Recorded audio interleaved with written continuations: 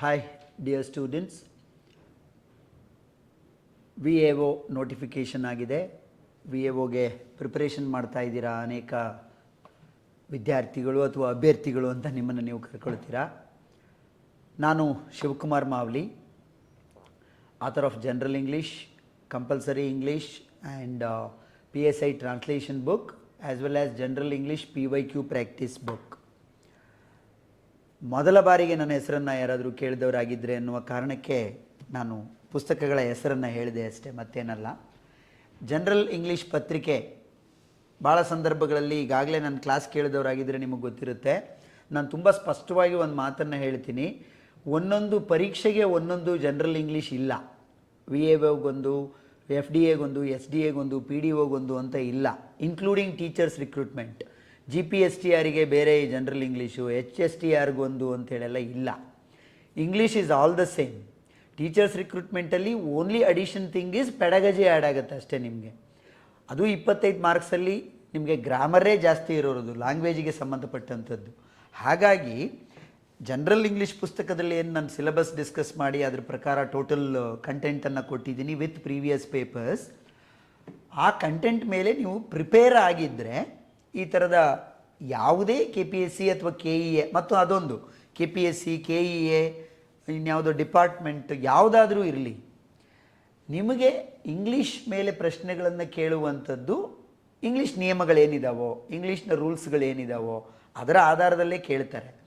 ಆ ಕಾರಣಕ್ಕಾಗಿ ಇಂಗ್ಲೀಷ್ ಗ್ರಾಮರ್ಗೆ ಸಂಬಂಧಪಟ್ಟ ಹಾಗೆ ಮತ್ತು ಯೂಸೇಜ್ಗೆ ಸಂಬಂಧಪಟ್ಟ ಹಾಗೆ, ಕಾಂಪ್ರಹೆನ್ಷನ್ಗೆ ಸಂಬಂಧಪಟ್ಟ ಹಾಗೆ ನೀವು ಪ್ರಿಪೇರ್ ಆಗಬೇಕಾಗತ್ತೆ.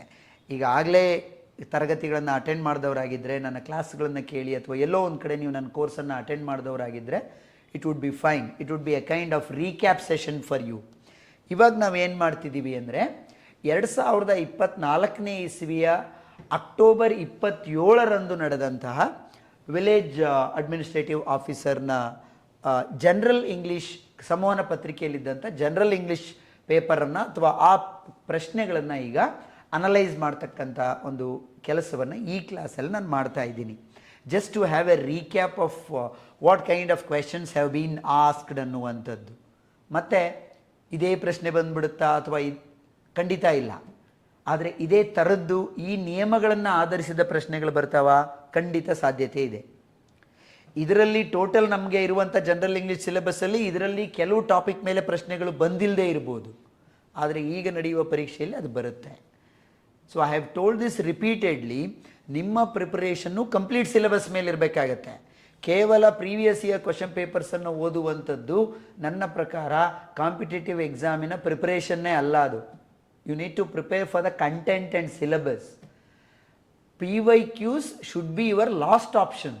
ನಿಮ್ಮ ಓದಿನ ನಂತರ ಕೊನೆಯಲ್ಲಿ ನೀವು ಮಾಡಬೇಕಾಗಿರೋದು ಪ್ರೀವಿಯಸ್ ಇಯರ್ ಕ್ವೆಶನ್ಸ್ ಏನು ಬಂದಿದ್ದಾವೆ, ಹೇಗಿದ್ದಾವೆ ಅನ್ನೋದನ್ನು ನೋಡುವಂಥದ್ದೇ ಹೊರತು ಬರೇ PYQಗಳನ್ನು ನೋಡ್ಕೊಂಡು ಹೋದರೆ ಖಂಡಿತ ಉಪಯೋಗ ಆಗೋದಿಲ್ಲ. ಆದರೆ ಕಂಟೆಂಟನ್ನು ಓದಿ, ಪುಸ್ತಕವನ್ನು ಓದಿ, ಕ್ಲಾಸನ್ನು ಕೇಳಿ ಒಂದು ಲೆವೆಲ್ಲಿನ ಪ್ರಿಪರೇಷನ್ ಬಂದ ನಂತರ ನೀವು ಪ್ರೀವಿಯಸ್ ಇಯರ್ ಕ್ವಶನ್ ಪೇಪರ್ಸನ್ನು ಮಾಡಲೇಬೇಕಾಗತ್ತೆ. That would be very useful. ಖಂಡಿತ ಅದು ಬಹಳ ಯೂಸ್ಫುಲ್ ಆಗಿ ಇದ್ದೇ ಇರುತ್ತೆ ಅನ್ನುವಂಥದ್ದು. ಹಾಗಾಗಿ ಇವತ್ತು ಆ ಪ್ರಶ್ನೆಗಳನ್ನು ನೋಡ್ತಾ ಹೋಗೋಣ. This is question number 36. English segment ಎಲ್ಲಿ ಶುರುವಾಗಿದೆಯೋ ಅದನ್ನು ನಾನು ತೊಗೊಂಡಿದ್ದೀನಿ. ಮೊದಲನೇ ಪ್ರಶ್ನೆ ಏನರ ಮೇಲಿದೆ, ಫ್ರೇಸಲ್ ವರ್ಬ್ ಅಥವಾ EDM ಅಂತ ನೀವು ಯಾವುದನ್ನು ಕರಿತೀರೋ, 1 second, I just erase this. ಆ ಡೇಟ್ ಗೊತ್ತಾಯಿತು ನಿಮಗೆ ಅಂತ ಅದನ್ನ ಎರೇಸ್ ಮಾಡಿದ್ದೀನಿ. Identify the appropriate phrasal verb to fill in the blank.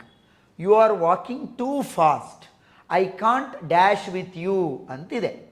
ನೋಡಿ, ನೀನು ತುಂಬ ಫಾಸ್ಟಾಗಿ ನಡ್ಕೊಂಡು ಹೋಗ್ತಿದೀಯಾ, ನಿನ್ನ ಸ್ಪೀಡಿಗೆ ನಾನು ಮ್ಯಾಚ್ ಮಾಡಲಿಕ್ಕೆ ಆಗೋದಿಲ್ಲ ಅಂಥೇಳಿ ಹೇಳಬೇಕು. ಅದನ್ನು ಹೇಳುವಂಥ ಫ್ರೇಸಲ್ ವರ್ಬ್ ನಾನು ಆಲ್ರೆಡಿ ನಿಮಗೆ ಎಲ್ಲ ಉತ್ತರಗಳನ್ನು ಬೋಲ್ಡಲ್ಲೇ ಮಾಡ್ಕೊಂಡು ಬಂದಿದ್ದೀನಿ.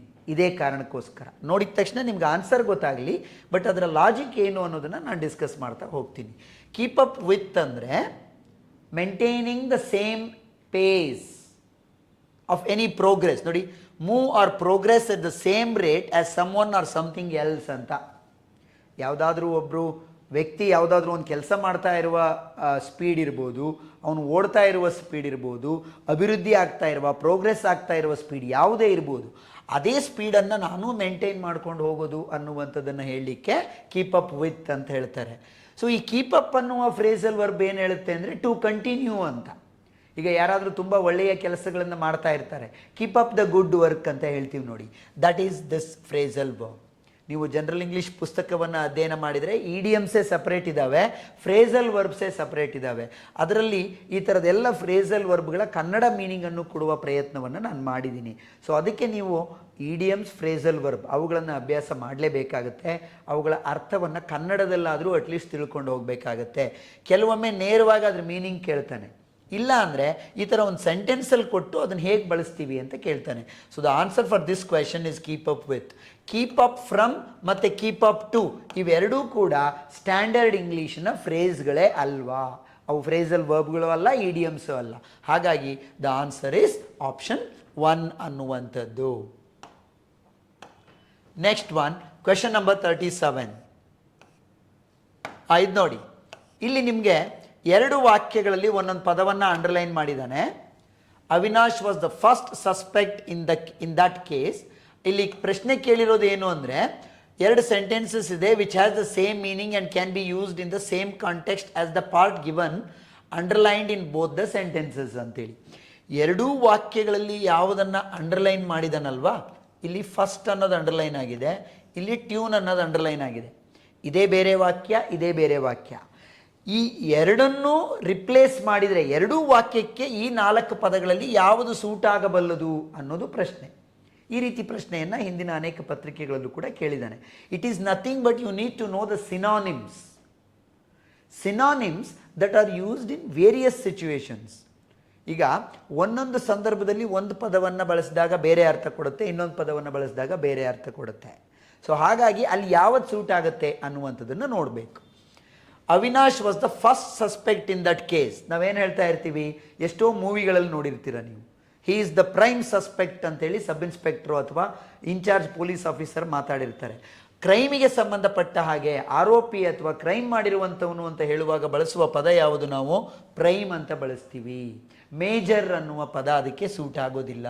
ಮೇಜರ್ ಅಂದ್ರೂ ಪ್ರೈಮ್ ಅನ್ನೋ ಅರ್ಥ ಹೌದು, ಇಲ್ಲಿರೋದು ಎಲ್ಲದೂ ಅದು ಅರ್ಥ ಕೊಟ್ಟರು ಕೂಡ ಈ ಕಾಂಟೆಕ್ಸ್ಟಲ್ಲಿ ಪ್ರೈಮ್ ಅನ್ನೋದನ್ನು ಬಳಸ್ಬೋದೇ ಹೊರತು prime suspect. So this suits here. 2ನೇ ವಾಕ್ಯವನ್ನು ನೋಡಿ, the driver decided to tune the engine before going to sleep that day ಅಂತಿದೆ.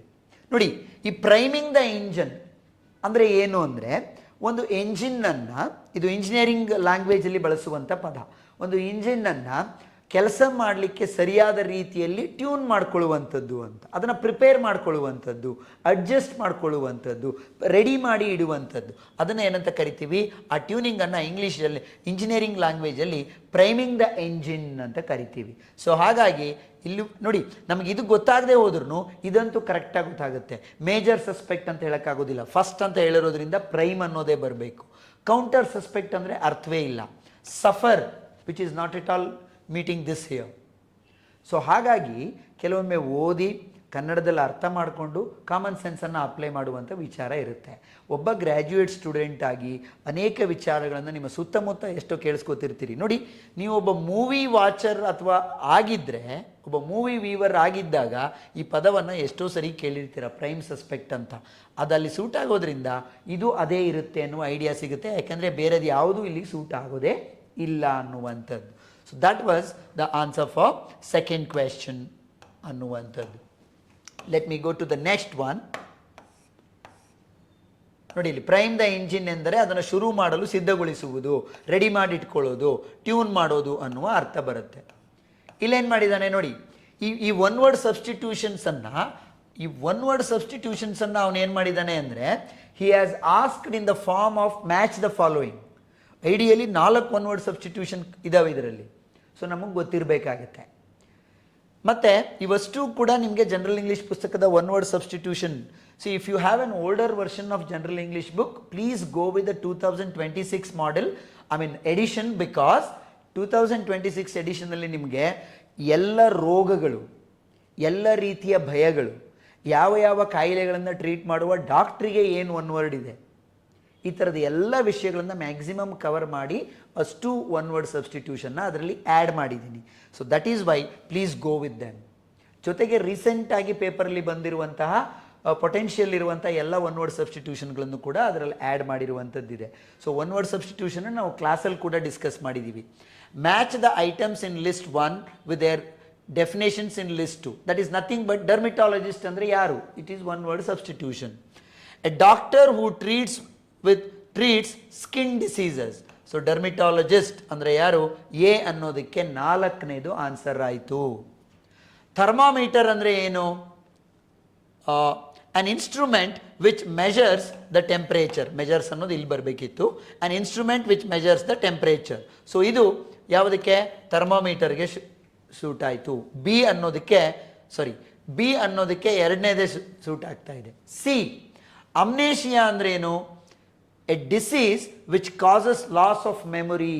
ಅವನಿಗೆ ಅಮ್ನೇಷಿಯಾ ಆಗೋಗಿದೆ, ಎಲ್ಲವನ್ನು ಮರ್ತ್ಕೊಂಡು ಬಿಟ್ಟಿದ್ದಾನೆ, ಅದನ್ನು ಅಮ್ನೇಷಿಯಾ ಅಂತ ಕರಿತೀವಿ, ಲಾಸ್ ಆಫ್ ಮೆಮೊರಿ.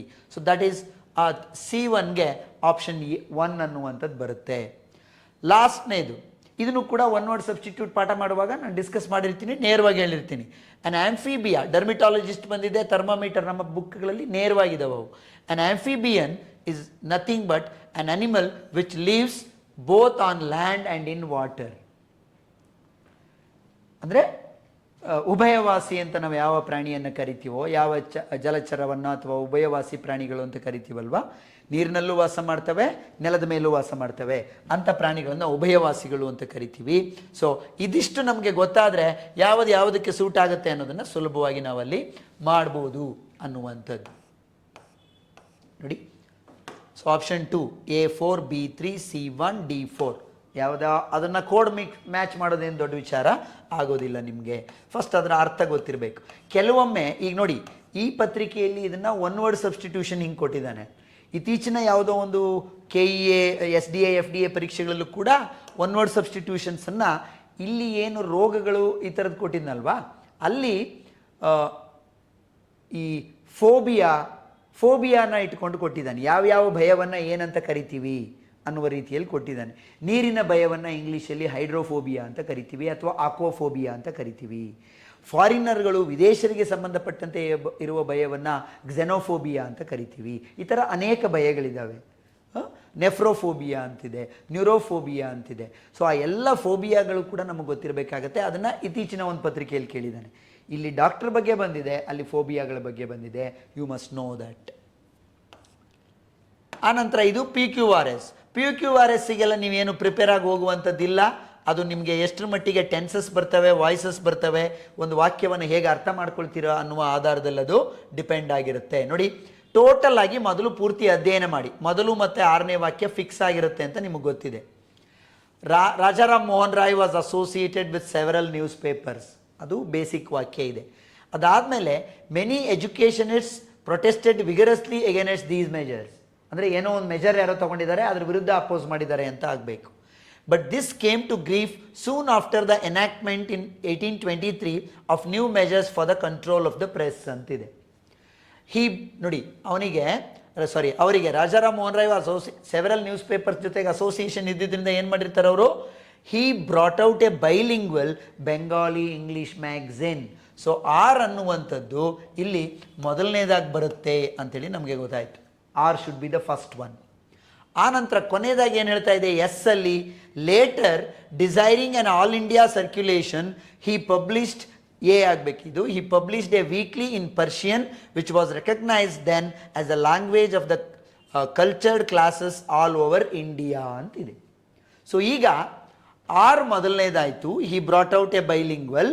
ಅದಾದ ನಂತರನೇ ನೋಡಿ, ಮೊದಲು ಬೈಲಿಂಗ್ವಲ್ ನ್ಯೂಸ್ ಮ್ಯಾಗಝಿನನ್ನು ತಂದರು, ಲೇಟರ್ ಮತ್ತೊಂದು ಪರ್ಷಿಯನ್ ವೀಕ್ಲಿನ ತಂದರು ಅಂತ ಹೇಳ್ತಾ ಇರೋದ್ರಿಂದ ಇದರ ಕಂಟಿನ್ಯೂಯೇಷನ್ ಆ್ಯಕ್ಟ್ ಆಗಿರುತ್ತೆ. ನ್ಯೂಸ್ ಪೇಪರ್ ಒಂದು ಮ್ಯಾಗಝಿನ್ ತಂದರು ಮೊದಲು, ಅದರ ಹತ್ರನ ಲೇಟರ್ ಅವನಿಗೆ ಭಾಳ ಪರ್ಷಿಯನ್ನು ಅದೆಲ್ಲ ತರಬೇಕು ಅಂತಿತ್ತು, ಅದನ್ನು ತಂದರು. One of the cultured classes all over India ಅಂತ ಅದಕ್ಕೆ ಹೆಸರು ಬಂತು. ಇದನ್ನು ಕಂಟಿನ್ಯೂಟಿ ಮಾಡಿರುವಂಥ ವಾಕ್ಯ ಇದು. ಈ ರೀತಿ ಹುಡುಕಬೇಕು PQRS ಮಾಡುವಾಗ. ಯಾವ ಕ್ರಿಯೆ ನಡೆದಿದೆ, ಯಾವುದಾದ್ಮೇಲೆ ಯಾವುದು ಅದಕ್ಕೆ ಇಮಿಡಿಯೇಟ್ ನೆಕ್ಸ್ಟಲ್ಲಿ ನಡೆದಿರುವಂಥ ಸಾಧ್ಯತೆ ಇದೆ ಅನ್ನುವ ಆಧಾರದಲ್ಲಿ PQRSಗಳನ್ನು ಮ್ಯಾಚ್ ಮಾಡಬೇಕು. ಅದಾದ ನಂತರ RS ನೋಡಿ, ಒಂದು ನಿಮಿಷ, PQRS ಇಲ್ಲೇನಾಯಿತು? Many but this came to grief. ಇಷ್ಟೆಲ್ಲ ಅವರು ಪೇಪರ್ ಬಗ್ಗೆ ವರ್ಕ್ ಮಾಡ್ತಾ ಇದ್ರೆ ಸಮಸ್ಯೆ ಏನಾಯಿತು ಅಂದರೆ, but this came to grief soon after the enactment in 1823 of new measures for the control of the press. So ಪ್ರೆಸ್ಸನ್ನು ಕಂಟ್ರೋಲ್ ಮಾಡಬೇಕು ಅಂತ ಅವರು ಹೇರಿದ್ದ ಕಾರಣಕ್ಕೆ ಏನಾಯಿತು, many educationists protested vigorously against these measures ಅನ್ನುವಂಥದ್ದು. ಸೊ ಅದನ್ನು ನಾವು ನೋಡಿದಾಗ RSP QP ಅನ್ನುವಂಥದ್ದು ಏನಾಗುತ್ತೆ, ಇದಕ್ಕೆ ಆನ್ಸರ್ ಆಗುತ್ತೆ. ಕೊನೆಯದಾಗಿ ಇವರೇನು ಮಾಡಿದರು, Ram Mohan Roy petition the king in council in England ಅಂತ. ಇಂಗ್ಲೆಂಡ್ ಕೌನ್ಸಿಲಲ್ಲಿ ರಾಮ್ ಮೋಹನ್ ರಾಯ್ ಏನು ಮಾಡಿದ್ರು, ಅದನ್ನು ಪೆಟಿಷನನ್ನು ಅವ್ರು ಹಾಕಿದರು ಅನ್ನುವಂಥದ್ದು. ಸೊ ಹೀಗೆ PQRS ಅನ್ನು ನೀವು ಅನಲೈಸ್ ಮಾಡಬೇಕಾಗತ್ತೆ. RSPQ ಅನ್ನೋದು ಇದಕ್ಕೆ ಆನ್ಸರ್ ಆಯಿತು. ನೆಕ್ಸ್ಟ್ ಕ್ವೆಶನ್ ನೋಡಿ, ಇಲ್ಲಿ ಸಿಂಪಲ್, ಕಾಂಪೌಂಡ್, ಕಾಂಪ್ಲೆಕ್ಸ್ ಸೆಂಟೆನ್ಸಸ್ ಅಂತ ಬರ್ತವೆ. ಇವುಗಳನ್ನು ಕೂಡ ಡೀಟೇಲ್ ಆಗಿ ನೀವು ಜನರಲ್ ಇಂಗ್ಲೀಷ್ ಕ್ಲಾಸನ್ನು ಇಫ್ ಯು ಲಿಸನ್, ಅಲ್ಲಿ ನಾವು ಇದನ್ನು ಎಕ್ಸ್ಪ್ಲೈನ್ ಮಾಡಿದ್ದೀವಿ ಜನರಲ್ ಇಂಗ್ಲೀಷ್ ಕ್ಲಾಸಲ್ಲಿ. That is especially with the recent class that I have uploaded in my app. So Shivakumar ಮಾವ್ಲೀಸ್ class home ಅಂತೇಳಿ ನನ್ನದೇ ಆದಂಥ ಒಂದು ಆ್ಯಪ್ ಇದೆ. ನೀವು ನಿಮ್ಮ ಮೊಬೈಲ್ಗಳಲ್ಲಿ ಪ್ಲೇಸ್ಟೋರ್ಗೆ ಹೋಗಿ ಶಿವಕುಮಾರ್ ಮಾವ್ಲಿ ಅಂತ ಹೊಡೆದ್ರೆ ಯು ಕ್ಯಾನ್ ಗೆಟ್ ದಟ್. ಅಥವಾ ಜನರಲ್ ಇಂಗ್ಲೀಷ್ ಪುಸ್ತಕದ ಕೊನೆಯಲ್ಲಿ ಅದರ QR ಕೋಡ್ ಇದೆ, you can scan it and download. ಅಲ್ಲಿ ಇರುವ ಕೋರ್ಸಲ್ಲಿ ಈ ಕೈಂಡ್ಸ್ ಆಫ್ ಸೆಂಟೆನ್ಸಸ್ ಕೂಡ ಟೆನ್ಸಸ್ಸು ಮತ್ತು ಅವುಗಳ ರೀತಿಯಲ್ಲೇ ಎಕ್ಸ್ಪ್ಲೈನ್ ಮಾಡಿದ್ದೀವಿ. ಸಿಂಪಲ್ ಸೆಂಟೆನ್ಸ್ ಅಂದರೆ ಯಾವುದು, ಕಾಂಪೌಂಡ್ ಸೆಂಟೆನ್ಸ್, ಕಾಂಪ್ಲೆಕ್ಸ್ ಸೆಂಟೆನ್ಸಸ್, ಅವುಗಳನ್ನು ಕೆಲವು ಪರೀಕ್ಷೆಗಳಲ್ಲಿ ಮಾತ್ರ ಐಡೆಂಟಿಫೈ ಮಾಡೋಕ್ಕೆ ಕೇಳ್ತಾನೆ. ಅದು ತುಂಬ ಸಿಂಪಲ್ ಆಗಿದೆ, but you need to know, ಇಲ್ಲ ಅಂದರೆ ಗೊತ್ತಾಗೋದಿಲ್ಲ. He robbed the child, he murdered her. So ಇವಿಷ್ಟರಲ್ಲಿ ಕಾಂಪೌಂಡ್ ಸೆಂಟೆನ್ಸ್ ಯಾವುದು ಅಂತ ಕೇಳಿದ್ದಾನೆ. ಕಾಂಪೌಂಡ್ ಸೆಂಟೆನ್ಸ್ನ ಡೆಫಿನೇಷನ್ ಏನು ಹೇಳುತ್ತಪ್ಪ ಅಂದರೆ, ಅದರಲ್ಲಿ 2 ಇಂಡಿಪೆಂಡೆಂಟ್ ಕ್ಲಾಸ್ಗಳಿರಬೇಕು. ಇಂಡಿಪೆಂಡೆಂಟ್ ಕ್ಲಾಸ್ ಅಂದ್ರೇನು, ಅವಷ್ಟಕ್ಕವೇ ನೇರವಾಗಿ ಸಂಪೂರ್ಣ ಮೀನಿಂಗನ್ನು ಕೊಡಬೇಕು. ಅವುಗಳನ್ನು ಕಾಂಪೌಂಡ್ ಕಂಜಂಕ್ಷನ್ಗಳು ಜಾಯಿನ್ ಮಾಡಿರಬೇಕು. ಅದನ್ನು ನಾವೇನಂತ ಕರಿತೀವಿ ಅಂದರೆ ಕಾಂಪೌಂಡ್ ಸೆಂಟೆನ್ಸ್ ಅಂತ ಕರಿತೀವಿ. ಸಿಂಪಲ್ಸ್ ನೋಡಿ, ಇದು ಸಿಂಪಲ್ ಸೆಂಟೆನ್ಸ್ ಯಾವುದು, ಅದನ್ನು ಕಾಂಪೌಂಡಿಗೆ ಕನ್ವರ್ಟ್ ಮಾಡಿದಾಗ ಏನಾಗುತ್ತೆ ಅಂತ ಪ್ರಶ್ನೆ ಕೇಳಿದ್ದಾನೆ. Besides robbing the poor child he also murdered her. ಇದು ಸಿಂಪಲ್ ಸೆಂಟೆನ್ಸಲ್ಲಿದೆ, ಬಿಗಿನಿಂಗಲ್ಲಿ ಬಿಸೈಡ್ಸ್ ಅಂತ ಬಳಸಿರೋದ್ರಿಂದ. ಅವನು ಆ ಪೂರ್ ಚೈಲ್ಡನ್ನು ರಾಬ್ ಮಾಡೋದಲ್ಲದೆ ಅವಳನ್ನು ಸಾಯಿಸಿದ ಕೂಡ ಅನ್ನೋದು ವಾಕ್ಯ. ಕಾಂಪೌಂಡ್ ಸೆಂಟೆನ್ಸಲ್ಲಿ ಏನಾಗುತ್ತೆ ಅಂದರೆ ಒಂದು ಕಂಜಂಕ್ಷನ್ ಬರಲೇಬೇಕು. ನೋಡಿ, he not only robbed the poor but also murdered her.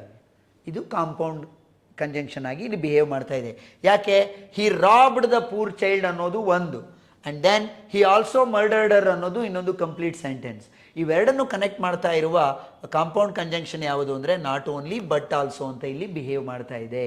So that is why this sentence is called compound sentence ಅಂತ ಕರಿತೀವಿ. ಅವ್ನು ಕೇಳಿರೋದೇ ಅದು, ಈ ವಾಕ್ಯವನ್ನು ಕಾಂಪೌಂಡ್ ಸೆಂಟೆನ್ಸ್ಗೆ ಕನ್ವರ್ಟ್ ಮಾಡಿದಾಗ ಏನಾಗುತ್ತೆ ಅಂತ. So this is the answer. Compound ಸೆಂಟೆನ್ಸ್ಗಳನ್ನು ಕಂಡುಹಿಡಿಯೋದು ಭಾಳ ಸುಲಭ. ಫ್ಯಾನ್ ಬಾಯ್ಸ್ ಅಂತ ಕರಿತೀವಿ ಅದನ್ನು. ಇವಿಷ್ಟರಲ್ಲಿ ಯಾವುದೇ ಕಂಜಂಕ್ಷನ್ನಿಂದ ವಾಕ್ಯ ಸೇರಿಸಲ್ಪಟ್ಟಿದ್ರೂ ಅದು ಕಾಂಪೌಂಡ್ ಸೆಂಟೆನ್ಸ್ ಅಂತ ಅರ್ಥ. ಫ್ಯಾನ್ ಅಂದರೆ ಫಾರ್, ಎಫ್ ಅಂದರೆ ಇವೆಲ್ಲ ಕಂಜಂಕ್ಷನ್ಗಳು. ಎಫ್ ಮೀನ್ಸ್ ಫಾರ್, ಎ ಅಂದರೆ ಆ್ಯಂಡ್, ಎನ್ ಅಂದರೆ ನಾರ್, ಬಿ ಅಂದರೆ ಬಟ್, ಓ ಅಂದರೆ ಆರ್, ವೈ ಅಂದರೆ ಎಟ್, ಎಸ್ ಅಂದರೆ ಸೋ ಅಂತ. ಈಗ ನೋಡಿ, ಫಾರ್ ಎಕ್ಸಾಂಪಲ್ ಇನ್ನೊಂದು ವಾಕ್ಯ ಇದೆ ಅಂತ ತಗೊಳ್ಳೋಣ. I went they, sorry, he was very poor, ಒಂದು segment. He did not buy the books. ಈ ಎರಡೂ ವಾಕ್ಯಗಳು ಇಂಡಿಪೆಂಡೆಂಟ್ ಆಗಿದ್ದಾವೆ. ಇದು ನಾನು ಏನು ಮಾಡ್ತಾ ಇದ್ದೀನಿ ಅಂದರೆ, he was poor so he did not buy the books. ಎರಡೂ ವಾಕ್ಯಗಳನ್ನು ಸೋ ಇಂದ ಕನೆಕ್ಟ್ ಮಾಡ್ತಾ ಇದ್ದೀನಿ. So is one of the conjunctions among fan boys. ಈ ರೀತಿ ಇವಿಷ್ಟರಲ್ಲಿ ಯಾವುದೇ ಒಂದು ಕಂಜಂಕ್ಷನನ್ನು ಬಳಸಿ ಕೂಡ ನಾವು 2 ಇಂಡಿಪೆಂಡೆಂಟ್ ಕ್ಲಾಸನ್ನು ಹೊಂದಿರುವಂಥ ವಾಕ್ಯಗಳನ್ನು ಜಾಯಿನ್ ಮಾಡಿಸಿದ್ವಿ ಅಂದರೆ that is called compound sentence. ಇದರ ಸಂಪೂರ್ಣ ವಿವರವನ್ನು ನೀವು ಸೆಂಟೆನ್ಸಸ್, ಕೈಂಡ್ಸ್ ಆಫ್ ಸೆಂಟೆನ್ಸಸ್ ಏನು ಎಕ್ಸ್ಪ್ಲೈನ್ ಮಾಡಿರ್ತೀನಲ್ವಾ, ಅಲ್ಲಿ ಪೂರ್ತಿಯಾಗಿ ನೋಡಿದರೆ ಗೊತ್ತಾಗುತ್ತೆ. ಮತ್ತು ಜನರಲ್ ಇಂಗ್ಲೀಷ್ ಪುಸ್ತಕದಲ್ಲೂ ಕೂಡ ಅದು ಇದೆ ಅನ್ನುವಂಥದ್ದು. ಅಲ್ಲಿ ನಿಮ್ಗೆ ಏನಾಗುತ್ತೆ, I am sorry, you can explain it there. One second. ಅಲ್ಲಿ ಅದರ ಕೈಂಡ್ಸ್ ಆಫ್ ಸೆಂಟೆನ್ಸಸ್ನ ಎಕ್ಸ್ಪ್ಲನೇಷನ್ ಇದೆ, ಜೊತೆಗೆ ಎಕ್ಸಾಂಪಲ್ಸ್ ಕೂಡ ಇದೆ. You can go along with them. ಅವುಗಳನ್ನು ನೀಟಾಗಿ ಓದಿ ಅರ್ಥ ಮಾಡ್ಕೊಳ್ಬೋದು. ಇಲ್ಲಿ ಅಷ್ಟೇ ಈ ಪ್ರಿಪೋಸಿಷನ್ ಯಾವ ವರ್ಡ್ ಜೊತೆಗೆ ಯಾವ ಪ್ರಿಪೋಸಿಷನ್ ಬಳಸ್ತೀವಿ ಅಂತ. Again you have a list in general English book. ಇಂಗ್ಲೀಷ್ನಲ್ಲಿ ಕೆಲವು ಪದಗಳ ಜೊತೆಗೆ ಇಂಥದ್ದೇ ಪ್ರಿಪೋಸಿಷನನ್ನು ರೆಗ್ಯುಲರಾಗಿ ಬಳಸ್ತೀವಿ. ನೇಟಿವ್ ಇಂಗ್ಲೀಷ್ ಸ್ಪೀಕರ್ಸ್ ಅದನ್ನು ಬಳಸೋದ್ರಿಂದ that is the correct usage ಅಂತೇಳಿ ಇಂಗ್ಲೀಷಲ್ಲಿ it is regarded, it is considered. That is the reason why a certain word is always followed by a particular preposition. ಅದನ್ನೇ ಬಳಸಬೇಕಾಗತ್ತೆ. ಈಗ ನೋಡಿ, ಫಾಂಡ್ ಅಂತಿದೆ, ಎಷ್ಟೋ ಸರಿ ಕೇಳಿರ್ತೀರ, fond of, I am fond of sweets ಅಂತ ಹೇಳ್ತೀವಿ.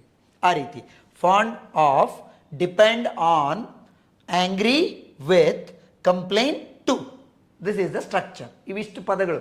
ಸೊ ಈ ರೀತಿ ಯಾವ ಯಾವ ಪದದ ಜೊತೆಗೆ ಯಾವುದೇ ಪರ್ಟಿಕ್ಯುಲರ್ ಆದ ಪ್ರಿಪೋಸಿಷನ್ ಬರುತ್ತೆ ಅನ್ನೋದು you have list in general English book. You can read them once. So that is the code you are just selecting here. ಆ ನಂತರ ರಿಲೇಟಿವ್ ಪ್ರೊನೌನ್. ಇದನ್ನು ಪ್ರೊನೌನ್ ಸೆಕ್ಷನ್ನಲ್ಲಿ ಮತ್ತು ಪ್ರೊನೌನ್ ತರಗತಿಗಳಲ್ಲಿ ಸಂಪೂರ್ಣವಾಗಿ ಎಕ್ಸ್ಪ್ಲೈನ್ ಮಾಡಿದ್ದೀನಿ. Name the relative pronoun in the sentence given below. ಇದೇನರಲ್ಲಿ ಬರುತ್ತೆ? ಪಾರ್ಟ್ಸ್ ಆಫ್ ಸ್ಪೀಚನ್ನು ಐಡೆಂಟಿಫೈ ಮಾಡೋದ್ರಲ್ಲಿ ಬರುತ್ತೆ. ನೋಡಿ, ರಿಲೇಟಿವ್ ಪ್ರೊನೌನ್ ಅಂದರೆ ಇಮ್ಮಿಡಿಯೇಟ್ ಆಗಿ ಅದರ ಹಿಂದೆ ಇರುವ ಸಬ್ಜೆಕ್ಟನ್ನೇ ಅದು ರೆಫರ್ ಮಾಡ್ತಾ ಇರುತ್ತೆ. I who am your king will lead you.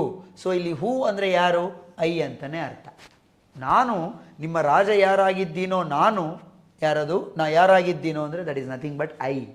So that is why this is called relative pronoun ಅಂತ ಕರಿತೀವಿ ನಾವು. ಈ ಥರ ರಿಲೇಟಿವ್ ಪ್ರೊನೌನ್ ಅಂತಿದೆ, ರಿಫ್ಲೆಕ್ಸಿವ್ ಪ್ರೊನೌನ್ ಅಂತಿದೆ, ಇಂಟರಾಗೇಟಿವ್ ಪ್ರೊನೌನ್ ಅಂತಿದೆ, ಡೆಮಾನ್ಸ್ಟ್ರೇಟಿವ್ ಪ್ರೊನೌನ್ ಅಂತಿದೆ. ಪ್ರತಿ ಸರಿನೂ ಪಾರ್ಟ್ಸ್ ಆಫ್ ಸ್ಪೀಚ್ ಐಡೆಂಟಿಫಿಕೇಷನ್ಗೆ ನಿಮಗೆ ಕೇವಲ ಏನೋ ನೌನ್ ಯಾವುದು, ಪ್ರೊನೌನ್ ಯಾವುದು, ಅಡ್ವರ್ಬ್ ಯಾವುದು ಹೀಗೆ ಕೇಳಬೇಕು ಅಂತಿಲ್ಲ. ಈ ಥರ ಒಳಗಡೆನೂ ಕೇಳ್ಬೋದು. ದಟ್ ಈಸ್ ವೈ ಆ ಕ್ಲಾಸಲ್ಲಿ ಸಂಪೂರ್ಣವಾಗಿ ನಾನು ಏನು ಮಾಡಿದ್ದೀನಿ, ಎಕ್ಸ್ಪ್ಲೈನ್ ಮಾಡಿದ್ದೀನಿ ಅನ್ನುವಂಥದ್ದು. ನೆಕ್ಸ್ಟ್ ಒನ್, ಮತ್ತು ಅವುಗಳ ಎಕ್ಸಾಂಪಲನ್ನು ಸೆಂಟೆನ್ಸ್ ವೈಸ್ ಓದಿ ಅರ್ಥ ಮಾಡ್ಕೊಳ್ಬೇಕು. ಇದನ್ನು ನಾವು ಆ್ಯಂಕರ್ ಜಂಬಲ್ಸ್ ಅಂತ ಕರಿತೀವಿ. ಒಂದೇ ವಾಕ್ಯವನ್ನು ಒಂದು PQRS ಇರ್ಬೋದು, ABCD ಇರ್ಬೋದು, 5-6 ಸೆಗ್ಮೆಂಟ್ ಆಗಿ ಡಿವೈಡ್ ಮಾಡಿ ಯಾವ ವಾಕ್ಯ ಆದಮೇಲೆ ಯಾವುದು ಬಂದರೆ ಕಂಪ್ಲೀಟ್ ಸೆಂಟೆನ್ಸ್ ಆಗುತ್ತೆ ಅಂತ ನಾವು ಹೇಳಬೇಕಾಗತ್ತೆ. ನೋಡಿ, ನಾನು ಅನಲೈಸ್ ಮಾಡಿ ನೀವು ಒಂದೊಂದನ್ನೇ ಓದಿದರೆ ಗೊತ್ತಾಗುತ್ತೆ. ಒಂದು complete sentence. Since man depends for his food, ಯಾವುದ್ರ ಮೇಲೆ ಡಿಪೆಂಡ್ ಆಗ್ತದೆ? Upon articles. ಅಲ್ಲೇ ಸಿಗ್ಬಿಡ್ತು ನೋಡಿ, depend upon. Since man depends for his food upon articles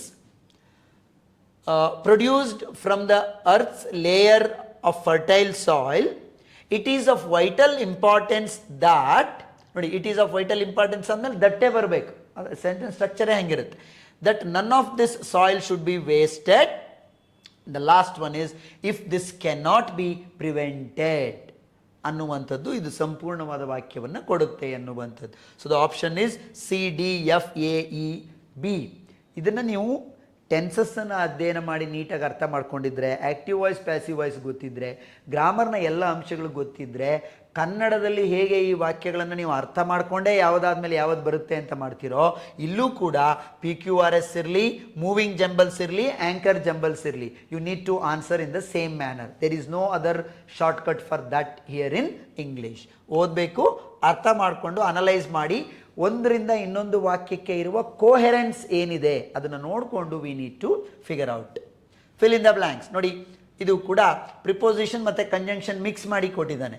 the receptionist at the information desk, ಅಲ್ಲಿರುವಂಥ ಇನ್ಫಾರ್ಮೇಷನ್ ಡೆಸ್ಕಲ್ಲಿರುವ receptionist desk was both smart and polite. ನೋಡಿ, ನಾವು ಕೋರಿಲೇಟಿವ್ ಕಂಜಂಕ್ಷನ್ನ ಅಧ್ಯಯನ ಮಾಡುವಾಗ ಹೇಳಿರ್ತೀನಿ ನಾನು, ಬೋತ್ ಜೊತೆಗೆ ಯಾವಾಗಲೂ ಆ್ಯಂಡೇ ಬರುತ್ತೆ ಅಂತ.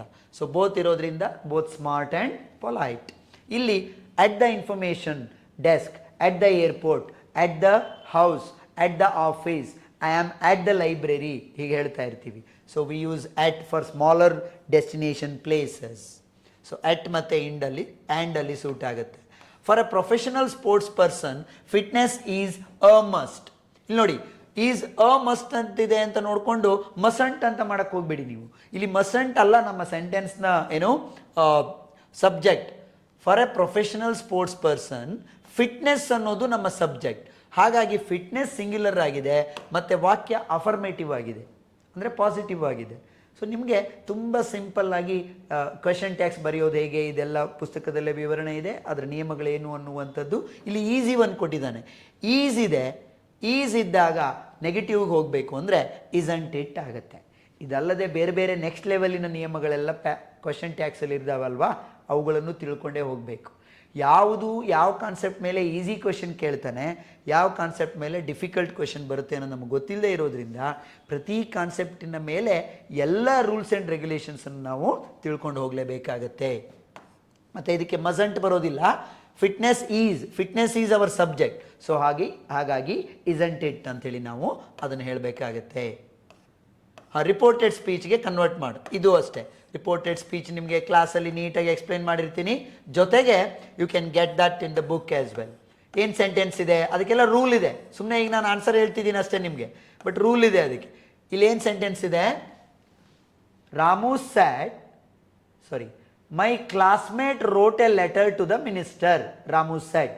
ನೋಡಿ, ಇಲ್ಲಿ ನಾವು ಗಮನಿಸಬೇಕಾಗಿರುವ ಅಂಶಗಳು, ರಾಮು ಸೆಡ್ ಅನ್ನೋದು ರಿಪೋರ್ಟಿಂಗ್ ವರ್ಬ್ ಪಾಸ್ಟ್ ಟೆನ್ಸಲ್ಲೇ ಇದೆ. ಅಂದರೆ ಟೆನ್ಸನ್ನು ಚೇಂಜ್ ಮಾಡುವ ನಿಯಮಗಳನ್ನು ಅಪ್ಲೈ ಮಾಡಬೇಕು. ಇದು ರಿಪೋರ್ಟೆಡ್ ಸ್ಪೀಚನ್ನು ಕೇಳಿದವರಿಗೆ, ಅಧ್ಯಯನ ಮಾಡಿದವರಿಗೆ ಗೊತ್ತಿರುತ್ತೆ.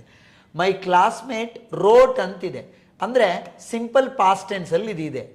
ಸಿಂಪಲ್ ಪಾಸ್ಟ್ ಟೆನ್ಸಿನ ಟೆನ್ಸ್ ಇದ್ದಾಗ ಅದು ಪಾಸ್ಟ್ ಪರ್ಫೆಕ್ಟ್ ಟೆನ್ಸಿಗೆ ಕನ್ವರ್ಟ್ ಆಗಬೇಕು ಅನ್ನೋದು ರಿಪೋರ್ಟೆಡ್ ಸ್ಪೀಚ್ನ ನಿಯಮ. ಸೊ ಹಾಗಾಗಿ ರೋಟ್ ಎ ಲೆಟರ್ ಅಂತ ಅನ್ನೋದು ಪಾಸ್ಟ್ ಸಿಂಪಲ್ಗೆ ಅಥವಾ ಸಿಂಪಲ್ ಪಾಸ್ಟ್ಗೆ ಕನ್ವರ್ಟ್ ಆಗಬೇಕು. ಸೊ ಹಾಗಾಗಿ ಏನಾಗುತ್ತೆ? Ramu said that my classmate ಇದ್ದಿದ್ದು ಹಿಸ್ ಕ್ಲಾಸ್ಮೇಟ್ ಅಂತ ಪ್ರನೌನ್ ಚೇಂಜ್ ಆಗಬೇಕು, ಟೆನ್ಸ್ ಎರಡೂ ಚೇಂಜ್ ಆಗಬೇಕು. ನೋಡಿ, ನಾನು ಸಿಂಪಲ್ ಪಾಸ್ಟ್ ಇದೆ, ಇದು ಪಾಸ್ಟ್ ಸಿಂಪಲ್ ಅಲ್ಲ, ಪಾಸ್ಟ್ ಪರ್ಫೆಕ್ಟ್ ಆಗಬೇಕು. ಪಾಸ್ಟ್ ಟೆನ್ಸಲ್ಲಿ ಏನಾಗುತ್ತೆ, ಅದರಲ್ಲೇ ಟೆನ್ಸ್ ಚೇಂಜ್ ಆಗುತ್ತೆ. ಮೊದಲನೇ ರೀತಿಯ ವಾಕ್ಯ ಮೂರನೇ ರೀತಿಯ ವಾಕ್ಯ ಆಗಿ ಕನ್ವರ್ಟ್ ಆಗುತ್ತೆ. ಪಾಸ್ಟ್ ಸಿಂಪಲ್ ಇರೋದ್ರಿಂದ ಇದು ಪಾಸ್ಟ್ ಪರ್ಫೆಕ್ಟ್ ಆಗಿ ಕನ್ವರ್ಟ್ ಆಗಬೇಕು ಅಂದರೆ ಹ್ಯಾಡ್ ಬರಬೇಕು. So said that his classmates mate had written a letter to the minister. So ಇವೆಲ್ಲ ಅರ್ಥ ಆಗಬೇಕು ಅಂದರೆ ಟೆನ್ಸಸ್ ಗೊತ್ತಿರಬೇಕು, ಟೆನ್ಸಸ್ ಜೊತೆಗೆ ವಾಯ್ಸಸ್ ಗೊತ್ತಿರುತ್ತೆ, ಟೆನ್ಸಸ್ ಜೊತೆಗೆ ರಿಪೋರ್ಟೆಡ್ ಸ್ಪೀಚ್ ಅರ್ಥ ಆಗುತ್ತೆ. ಇಲ್ಲ ಅಂದರೆ ಆಗೋದಿಲ್ಲ. ಅದು ಸುಮ್ಮನೆ ಯಾವುದೋ ಫ್ರೆಂಚ್ ಮೂವಿ ನೋಡ್ದಂಗೆ ಇಂಗ್ಲೀಷ್ ಸಿನಿಮಾ ನೋಡ್ದಂಗೆ ಆಗುತ್ತೆ, ಏನು ಅಂತ ಗೊತ್ತಾಗೋದಿಲ್ಲ. ಸೊ ಹಾಗಾಗಿ ನೀವು ಟೆನ್ಸ್ಗಳನ್ನು ಸರಿಯಾಗಿ ಅಧ್ಯಯನ ಮಾಡಬೇಕು. ಒಂದೋ ಪುಸ್ತಕದಲ್ಲಾದರೂ ಓದಿ ಅರ್ಥ ಮಾಡ್ಕೊಳ್ಳಿ, ಇಲ್ಲ ಕ್ಲಾಸ್ ಕೇಳಿದರೆ ನಿಮ್ಗೆ ಇನ್ನೂ ನೀಟಾಗಿ ಅರ್ಥ ಆಗ್ಬೋದು ಅನ್ನೋದು ನನ್ನ ಒಂದು ಅಭಿಪ್ರಾಯ.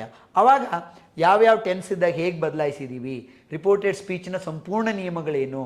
ಇನ್ನೂ ಒಂದು ಪ್ರಶ್ನೆ ಇದೆ, ಮುಂದೆ 2 ಪ್ರಶ್ನೆ ಇದೆ ಇದ್ರ ಮೇಲೆ.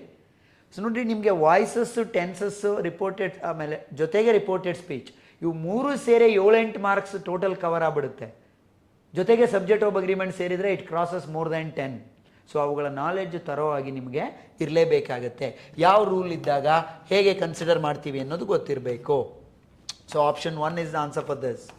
ನೆಕ್ಸ್ಟ್ ಒನ್ ನೋಡಿ, simple past tense should be converted into past perfect tense in reported speech.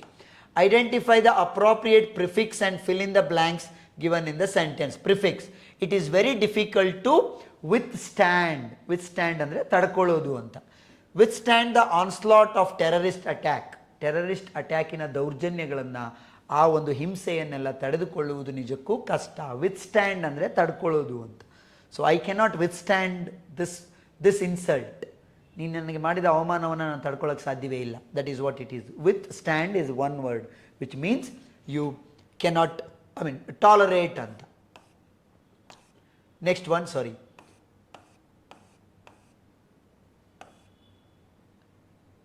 fill in the blank. Dash a big hue and cry, the international airport was finally opened for the public. International airport close ಆಗಿಬಿಟ್ಟಿದೆ. There was amid a big hue and cry ಅನ್ನೋದು ಅಂದರೆ a big hue and cry ಅಂದರೆ a lot of protest people are doing about something ಅಂತ. ನೋಡಿ, amid a hue and cry is a standard English collocation meaning during widespread public protest or criticism ಅಂತ. ಯಾವುದೋ ಒಂದು ವಿಷಯಕ್ಕೆ ಸಂಬಂಧಪಟ್ಟಂಗೆ ಒಂದು ವಿಸ್ತೃತವಾದಂತಹ ದೊಡ್ಡ ಮಟ್ಟದಲ್ಲಿ ಪ್ರತಿಭಟನೆ ಪಬ್ಲಿಕ್ ನಡೀತಾ ಇದೆ ಅಂತ ಇದ್ದರೆ ಅದನ್ನು ನಾವೇನಂತ ಕರಿತೀವಿ? Amid a big hue and CRY.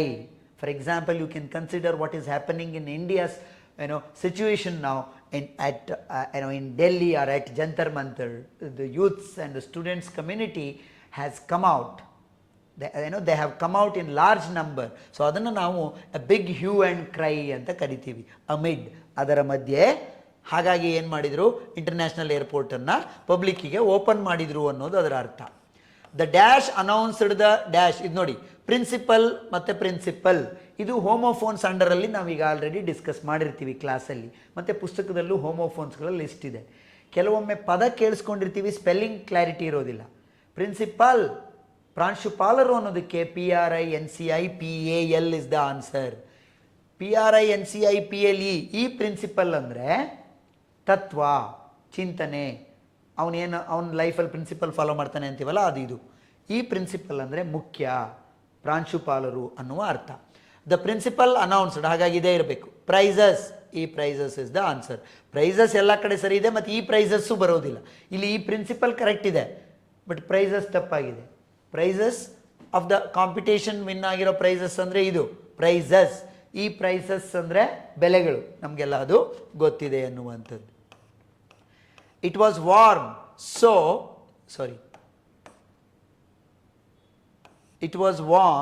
So I dash my jacket. ನೋಡಿ, ಇದು ಕೂಡ ಒಂದು ಈಡಿಯಮ್ ಅಥವಾ ಫ್ರೇಸಲ್ ವರ್ಬ್.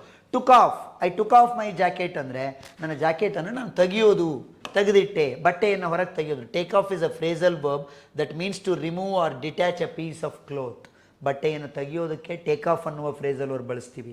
ಹಾಗೆಯೇ ವಿಮಾನ ನೆಲದಿಂದ ಮೇಲೆ ಹಾರೋದನ್ನು ಕೂಡ ಟೇಕ್ ಆಫ್ ಅಂತಲೇ ಬಳಸ್ತೀವಿ. These are all phrasal verbs which you should no.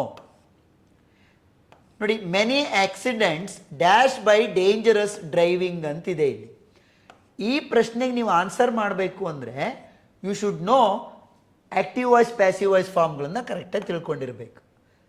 ಪ್ರತಿ ಪ್ರಶ್ನೆಯೂ ಕೂಡ ನಮ್ಮ ಸಿಲೆಬಸ್ಸಿನ ಗ್ರಾಮರ್ನ ನಿಯಮದ ಆಧಾರದ ಮೇಲೆ ಇರುತ್ತೆ. ಬಹಳಷ್ಟು ಸರಿ ನಾನು ಇದನ್ನು ಹೇಳಿದ್ದೀನಿ, ನೀವು ಎಮೋಷನ್ಸನ್ನು ನಂಬಿ ಅಂತೂ ಆನ್ಸರ್ ಮಾಡಲಿಕ್ಕೆ ಆಗೋದಿಲ್ಲ. ಪ್ರತಿ ಪ್ರಶ್ನೆಗೆ ಆನ್ಸರ್ ಮಾಡಲಿಕ್ಕೂ ಕೂಡ ಅದರ ಹಿಂದೆ ಒಂದು ಗೈಡ್ಲೈನ್ ಇದೆ, ನಿಯಮ ಇದೆ, ಅದನ್ನು ನೀವು ತಿಳ್ಕೊಳ್ಳೇಬೇಕಾಗತ್ತೆ ಅನ್ನುವಂಥದ್ದು. Many accidents are caused by dangerous driving ಅಂತ. ನೋಡಿ, ಆಕ್ಸಿಡೆಂಟ್ಸ್ ಪ್ಲೂರಲ್ ಇದೆ, ಈಸ್ ಕಾಸ್ಡ್ ಅಂತ ಬಳಸ್ತೀನಿ. ನೋಡಿ, ಈ ವಾಕ್ಯ ಸಿಂಪಲ್ ಪ್ರೆಸೆಂಟ್ ಟೆನ್ಸ್ನ ಪ್ಯಾಸಿವ್ ವಾಯ್ಸಲ್ಲಿದೆ. ಆಕ್ಸಿಡೆಂಟ್ಸ್ ಇರೋದ್ರಿಂದ ಈಸ್ ಕಾಸ್ಡ್ ಬರೋದಿಲ್ಲ, ಹ್ಯಾವ್ ಕಾಸ್ಡ್ ಅನ್ನೋದು ಬರೋದಿಲ್ಲ. ಯಾಕೆಂದರೆ ಬೈ ಡೇಂಜರಸ್ ಡ್ರೈವಿಂಗ್ ಅಂತಿರೋದ್ರಿಂದ ಇದು ಪ್ಯಾಸಿವ್ ವಾಯ್ಸಲ್ಲೇ ಇದೆ. ಪ್ಯಾಸಿವ್ ವಾಯ್ಸಲ್ಲಿರೋದ್ರಿಂದ ಹ್ಯಾವ್ ಬರಬೇಕು ಅಂದರೆ ಹ್ಯಾವ್ ಬೀನ್ ಕಾಸ್ಡ್ ಬರುತ್ತೆ. ಇದೆಲ್ಲ ನೀವು ಪ್ಯಾಸಿವ್ ವಾಯ್ಸನ್ನು ನೀಟಾಗಿ ಕ್ಲಾಸಲ್ಲಿ ಕೇಳಿಸ್ಕೊಂಡ್ರೆ ಗೊತ್ತಾಗುತ್ತೆ.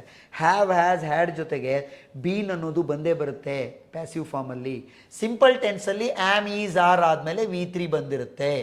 So are caused. ಇಲ್ಲಿ ಹ್ಯಾಸ್ ಬೀನ್ ಕಾಸ್ಡ್ ಇದೆ, ಆದರೆ ಇಲ್ಲಿ ಆಕ್ಸಿಡೆಂಟ್ಸ್ ಅನ್ನೋದು ಪ್ಲೂರಲಲ್ಲಿದೆ. ಅದೇ ಹ್ಯಾವ್ ಬೀನ್ ಕಾಸ್ಡ್ ಅಂತಿದ್ದರೆ ನಾವು ಅದನ್ನು ಒಪ್ಕೊಳ್ಬೋದಿತ್ತು. ಹ್ಯಾಸ್ ಬೀನ್ ಕಾಸ್ಡ್ ಅನ್ನೋದು ಪ್ಯಾಸಿವ್ ವಾಯ್ಸ್ ಹೌದು, ಆದರೆ ಇಲ್ಲಿರುವ ಪ್ಲೂರಲ್ಲಿಗೆ ಮ್ಯಾಚ್ ಆಗ್ತಾ ಇಲ್ಲ. That is why it is not the answer. So ಕೆಲವೊಮ್ಮೆ ಒಂದು ಪ್ರಶ್ನೆಗೆ ಸರಿಯಾದ ಉತ್ತರವನ್ನು ಬರಿಬೇಕು ಅಂದರೆ ಟೆನ್ಸಸ್ಸು ಗೊತ್ತಿರಬೇಕು, ಸಬ್ಜೆಕ್ಟ್ ವರ್ಬ್ ಅಗ್ರಿಮೆಂಟ್ ಗೊತ್ತಿರಬೇಕು, ಆ್ಯಕ್ಟಿವ್ ವಾಯ್ಸ್, ಪ್ಯಾಸಿವ್ ವಾಯ್ಸ್ ಗೊತ್ತಿರಬೇಕು. ಇಲ್ಲ ಅಂದರೆ ಸುಮ್ಮನೆ ಏನೋ you go with your emotion which will always cheat you. ನೋಡಿ, ಕುಮಾರ್ ಹಾರ್ಡ್ಲಿ, ಇದನ್ನು ಕೂಡ ನಾನು ಕ್ವೆಶನ್ ಟ್ಯಾಗ್ಸ್ ಮಾಡುವಾಗ ಎಕ್ಸ್ಪ್ಲೈನ್ ಮಾಡಿರ್ತೀನಿ. ರೇರ್ಲಿ, ನೆವರ್, ನನ್, ಹಾರ್ಡ್ಲಿ ಈ ಪದಗಳು ಯಾವಾಗಲೂ ಏನಾಗಿರ್ತವೆ, ಪ್ಯಾಸಿವ್ ವಾಯ್ಸ್, ಅವುಗಳು ನೆಗೆಟಿವ್ ಪದಗಳಾಗಿರ್ತವೆ. ಸೊ ಯಾವಾಗ hardly, rarely, scarcely, never, seldom ಅನ್ನುವ ಪದಗಳು ನಿಮಗೆ ವಾಕ್ಯದಲ್ಲಿ ಬರುತ್ತೋ ಆ ವಾಕ್ಯಕ್ಕೆ ಕ್ವೆಶನ್ ಟ್ಯಾಗ್ ಬರೆಯುವಾಗ ಪಾಸಿಟಿವ್ ಟ್ಯಾಗನ್ನೇ ಬರೀಬೇಕು. Which means this sentence is in negative ಅಂತ. ಕುಮಾರ್ ಹಾರ್ಡ್ಲಿ ಅಟೆಂಡ್ಸ್ ಫಂಕ್ಷನ್ಸ್ ಅಂದರೆ ಅವನು ಆಲ್ಮೋಸ್ಟ್ ಯಾವ ಫಂಕ್ಷನ್ಗೂ ಅಟೆಂಡೇ ಮಾಡಲ್ಲ ಅಂತ ಅದರ ಅರ್ಥ. ಸೊ ಅಟೆಂಡ್ಸ್ ಸಿಂಪಲ್ ಪ್ರೆಸೆಂಟ್ ಟೆನ್ಸಲ್ಲಿದೆ, ಹೆಲ್ಪಿಂಗ್ ವರ್ಬ್ ಇಲ್ಲದೆ ಇರೋದ್ರಿಂದ ಡೂ ಫಾರ್ಮ್ ಆಫ್ ವರ್ಬನ್ನು ಬಳಸಬೇಕು. ಹಾರ್ಡ್ಲಿ ನೆಗೆಟಿವ್ ಪದ ಆಗಿರೋದ್ರಿಂದ ಡಸ್ ಹಿ ಅನ್ನೋದು ಇದಕ್ಕೆ ಆನ್ಸರ್ ಆಗುತ್ತೆ. ಡಸಂಟ್ ಹಿ ಅಥವಾ ಡಿಂಟ್ ಹಿ ಅನ್ನೋದು ಆನ್ಸರ್ ಆಗೋದಿಲ್ಲ. ಇದನ್ನು ನೀವು ಕ್ವಶನ್ ಟ್ಯಾಗನ್ನು ಡೀಟೇಲ್ ಆಗಿ ಅರ್ಥ ಮಾಡ್ಕೊಂಡಿದ್ರೆ, ಕೇಳಿದರೆ ಅಥವಾ ಓದ್ಕೊಂಡು ರೂಲ್ಸ್ ತಿಳ್ಕೊಂಡಿದ್ರೆ ಗೊತ್ತಿರುತ್ತೆ. Hardly is a negative word, so a positive tag should be used. He filed a civil suit, ಇದು ಅಷ್ಟೇ. ನೋಡಿ, ನಾವು ಯಾವುದಂದರೆ ನಾನು ಹೋಮೋಫೋನ್ಸನ್ನು ಡಿಸ್ಕಸ್ ಮಾಡುವಾಗ ಈ ಪದವನ್ನು ನಾನು ಡಿಸ್ಕಸ್ ಮಾಡಿರ್ತೀನಿ ಕ್ಲಾಸಲ್ಲಿ. Suit, SUIT suit. SUITE suit ಅಂದರೆ ನೀವು ಹೋಟೆಲಲ್ಲಿ ಹೋಗಿ ದೊಡ್ಡ ರೂಮಲ್ಲಿ ಉಳ್ಕೋತಿರಲ್ಲ, ಆ ಸೂಟ್ ಇದು. Where residence is there, large room. ಈ ಪದನೇ ಇಲ್ಲ. ಇದು ಶೌಟ್, ಜೋರಾಗಿ ಕೂಗೋದು ಅನ್ನುವಂಥದ್ದು. ಈ ಸೂಟ್ ಅಂದರೆ 2-3 ಅರ್ಥ ಇದೆ. ಒಂದು, ನೀವು ಹಾಕುವ ಬ್ಲೇಸರ್, ಓವರ್ ಕೋಟ್ ಸೂಟ್. ಇನ್ನೊಂದು, ಅದು ನನಗೆ ಸೂಟ್ ಆಗುತ್ತೆ ಅಂತ ಹೇಳ್ತೀವಲ್ಲ ಅದು.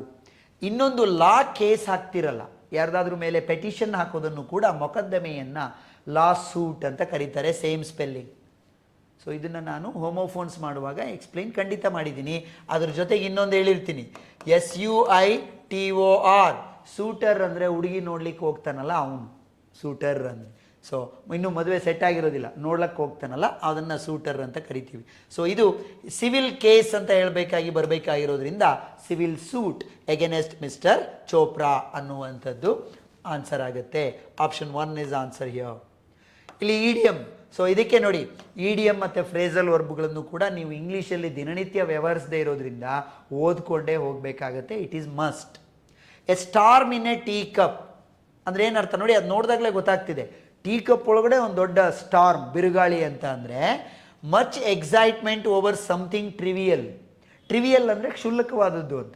ಯಾವುದೋ ಒಂದು ಸಣ್ಣ ವಿಷಯ, ಕ್ಷುಲ್ಲಕವಾದ ವಿಷಯ ಇದೆ, ಅದು ಅಷ್ಟೇನು ಮೇಜರ್ ಅಲ್ಲ, ಇಂಪಾರ್ಟೆಂಟ್ ಅಲ್ಲ, ಅದ್ರ ಬಗ್ಗೆ ಓವರ್ ಎಂಥೂಸಿಯಾಸಮ್ ತೋರಿಸೋದು, ತುಂಬ ಉತ್ಸಾಹ ಭರಿತನಾಗಿ ಬಿಹೇವ್ ಮಾಡೋದು, ಎಕ್ಸೈಟ್ಮೆಂಟನ್ನು ಎಕ್ಸ್ಪ್ರೆಸ್ ಮಾಡಿದರೆ ಅದನ್ನು ಏನಂತ ಕರಿತೀವಿ?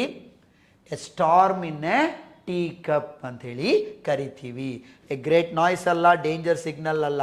ಸೊ ಅದಕ್ಕೆ ದಯಮಾಡಿ ನೀವು ಜನರಲ್ ಇಂಗ್ಲೀಷ್ ಪುಸ್ತಕದಲ್ಲಿರುವ ಎಲ್ಲ ಇಡಿಯಮ್ಗಳನ್ನು along with their Kannada meaning I have given, please read them and go, because you do not transact in English on a daily basis. ಇಂಗ್ಲೀಷಲ್ಲೇ ನೀವು ಡೈಲಿ ಮಾತಾಡ್ತಾ ಎಲ್ಲ ಇದ್ರೂ ಕೂಡ ಎಲ್ಲ ಇಡಿಯಮ್ಗಳು ನಮಗೆ ಗೊತ್ತಿರೋದಿಲ್ಲ.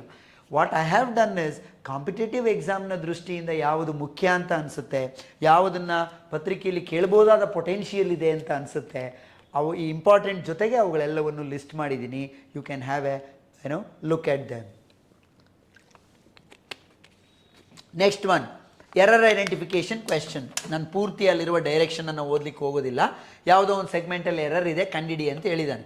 ಇದು ಸಬ್ಜೆಕ್ಟ್ ವರ್ಬ್ ಅಗ್ರಿಮೆಂಟ್ ಮೇಲೆ ಇರುವ ಪ್ರಶ್ನೆ. ರಿಪೀಟೆಡಾಗಿ ಹೇಳಿರ್ತೀನಿ ಇದನ್ನು ನಾನು ಪಾಠ ಮಾಡುವಾಗ, ಮತ್ತು ರೂಲು ಇದೆ ಬುಕ್ಕಲ್ಲಿ. One of the student attended the international seminars held in, ಮುಂದೇನೋ ಇದೆ, held in Dubai. No error is also an option. So held in ದುಬೈಯಲ್ಲಿ ಏನೂ ಎರರ್ ಇಲ್ಲ, ಒನ್ ಆಫ್ ದ ಸ್ಟೂಡೆಂಟಲ್ಲೇ ಎರರ್ ಇರೋದು.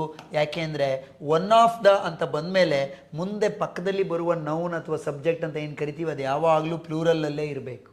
Because you are talking about one in the group. So group plural ತಾನೇ ಇರಬೇಕು. One of the students, one of the teachers. But ನಾವು ಯಾರೂ ಇದನ್ನು ಸರಿಯಾಗಿ ಬಳಸೋದೇ ಇಲ್ಲ. One of my friend has come ಅಂತೀವಿ, ಅದು ತಪ್ಪು. One of my friends has come. One of ಬಂದಾಗ ಸಬ್ಜೆಕ್ಟ್ ಪ್ಲೂರಲ್ ಆಗಿರಬೇಕು. ಅದೇ ವಾಕ್ಯದಲ್ಲಿ ಏನಾದರೂ ಮುಂದೆ ವರ್ಬ್ ಬಳಸ್ತಾ ಇದ್ದರೆ ಅದು ಸಿಂಗ್ಯುಲರ್ ಆಗೇ ಇರಬೇಕು. ಇದನ್ನು ಡೀಟೇಲ್ ಆಗಿ ಸಬ್ಜೆಕ್ಟ್ ವರ್ಬ್ ಅಗ್ರಿಮೆಂಟಲ್ಲಿ ಡಿಸ್ಕಸ್ ಮಾಡಿರ್ತೀವಿ. ದಯಮಾಡಿ you can go through that, or ಬುಕ್ಕಲ್ಲೂ ಕೂಡ ನಿಯಮಗಳನ್ನು ಓದ್ಕೊಳ್ಬೋದು. One of the student is the segment with has an error. One of the takes a plural subject and singular verb in the sentence. ಅಲ್ಲಲ್ಲೇ one liner ಕೂಡ ಕೊಟ್ಟಿದ್ದೀನಿ ನಾನು. ನನ್ನ ಆ್ಯಪಲ್ಲಿ ಈ ವಿತ್ ಕೀ ಆನ್ಸರ್ಸ್ ಈ ಪೇಪರನ್ನು ಕೂಡ ಅಪ್ಲೋಡ್ ಮಾಡಿರ್ತೀನಿ. ಜೊತೆಗೆ if you are interested after studying ಇದೆಲ್ಲ ಮಾಡಿದ ನಂತರ ನೀವು, I will show you at the end, general English PYQ practice book ಅಂತ ಒಂದಿದೆ ನಂದು. ಅದರಲ್ಲಿ 45 KPSC, KEA ಮತ್ತು ಬೇರೆ ಬೇರೆ ರಿಕ್ರೂಟ್ಮೆಂಟ್ ಎಕ್ಸಾಮ್ಗಳ ಪತ್ರಿಕೆಗಳಿದ್ದಾವೆ ಕರ್ನಾಟಕಕ್ಕೆ ಸಂಬಂಧಪಟ್ಟ ಹಾಗೆ. ಅದರಲ್ಲಿ ನಿಮಗೆ ಈ ರೀತಿ ಪ್ರತಿ ಎಲ್ಲ ರೀಸೆಂಟ್ ಪೇಪರ್ಸ್ನೂ ಸೇರಿ, KEAದು ಆಗಿದ್ದನ್ನು ಸೇರಿ ನಿಮಗೆ ವರ್ಕ್ ಬುಕ್ ಥರ ಅಲ್ಲಿರುತ್ತೆ. ನೀವು ಫಸ್ಟು ಕ್ಲಾಸ್ ಕೇಳ್ತಿರೋ ಅಥವಾ ಬುಕ್ ಓದ್ತಿರೋ ಕಂಟೆಂಟನ್ನು ಪ್ರಿಪೇರ್ ಆದಮೇಲೆ ಅದನ್ನು ತಗೊಳ್ಳಿ. ಸುಮ್ಮನೆ ಆ ಪುಸ್ತಕ ನೀವು ಓದಲ್ಲ ಅಂದರೆ ಅದನ್ನು ತೊಗೊಳಕ್ಕೆ ಹೋಗಬೇಡಿ. ಆ ನಂತರ ಪ್ರಿಪೇರ್ ಆದಮೇಲೆ ನೀವು ಎಲ್ಲ ಆ್ಯಕ್ಟಿವಿಟಿ ಮಾಡಿ ಹಳೆ ಪೇಪರ್ಸ್ನಷ್ಟು ಬಿಡಿಸೋದರ ಅಡ್ವಾಂಟೇಜ್ ಏನು ಅಂದರೆ, ಸಿನಾನಿಮ್ಸ್, ಆ್ಯಂಟಾನಿಮ್ಸ್ ಮತ್ತು ಸ್ಪೆಲ್ಲಿಂಗ್ ರಿಲೇಟೆಡ್ ವರ್ಡ್ಸ್ಗಳೇನಿದಾವಲ್ಲ, idioms, one words, phrasal verbs, ಅವೆಲ್ಲ ನಿಮ್ಗೆ ಕವರಾಗಿ ಹೋಗಿಬಿಡ್ತವೆ. 45 question papers is not a joke. ಅಷ್ಟನ್ನು ನೀವು ಸಾಲ್ವ್ ಮಾಡ್ಕೊಂಡ್ರಿ, ದಿನಕ್ಕೆ 1-2 ಪೇಪರ್ ಮಾಡ್ಕೋತಾ ಇದ್ರಿ ಅಂದರೆ ಮೊದಲು ಪ್ರಿಪ್ರೇಷನ್ ಇರಬೇಕು. ಡೈರೆಕ್ಟ್ PYQಗೆ ಹೋಗಲೇಬಾರ್ದು. First you prepare, study for the content ಅಥವಾ listen to the class and go with the general English book.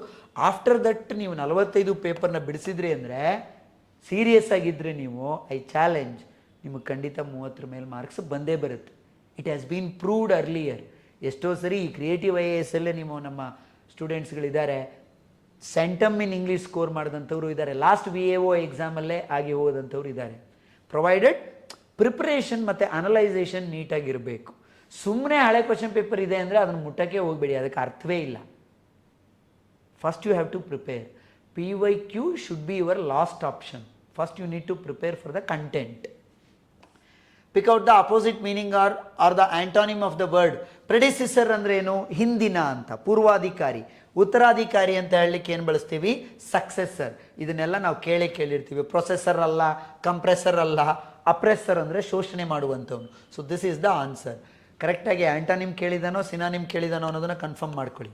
ನೋಡಿ, ಮಿಸ್ಪೆಲ್ಟ್ ವರ್ಡ್ ಯಾವುದು ಅಂತ ಕೇಳಿದ್ದಾನೆ. ನಮಗೆ ಇಲ್ಲಿ ನೋಡ್ತಿದ್ದಂಗೆ ಗೊತ್ತಾಗುತ್ತೆ, ಈ ಮೂರು ಪದಗಳು ನಿಮಗೆ ಗೊತ್ತಿಲ್ಲ ಅಂತಲೇ ಇಟ್ಕೊಳ್ಳಿ. ಬಟ್ ಕಾನ್ಸ್ಟಿಲೇಷನ್ ಸ್ಪೆಲ್ಲಿಂಗ್ ತಪ್ಪಿದೆ. ಸ್ಪೆಲ್ಲಿಂಗ್ ರಿಲೇಟೆಡ್ ವರ್ಡ್ಸನ್ನು ಕೂಡ ಇದೇ ಕಾರಣಕ್ಕೆ ನಾನು ಲಿಸ್ಟ್ ಮಾಡಿರೋದು. ಕೊನೆಯಲ್ಲಿ ಸಾಕಷ್ಟು ಪದಗಳನ್ನು ಲಿಸ್ಟ್ ಮಾಡಿದ್ದೀನಿ. ಆ ಪದಗಳನ್ನು ರಿಪೀಟೆಡಾಗಿ ನೀವು ಓದ್ಕೊಂಡು ಹೋಗಬೇಕು. ದಿನಕ್ಕೆ 10 ಪದಗಳನ್ನು ಬರೆದು ಪ್ರಾಕ್ಟೀಸ್ ಮಾಡಬೇಕು. Because you do not write and read in English on a daily basis, you will have to do this activity. ನೀವು ಸ್ಪೆಲ್ಲಿಂಗೇ ನೋಡಿರಲ್ಲ, ಸ್ಪೆಲ್ಲಿಂಗ್ ಗೊತ್ತೇ ಇರಲ್ಲ.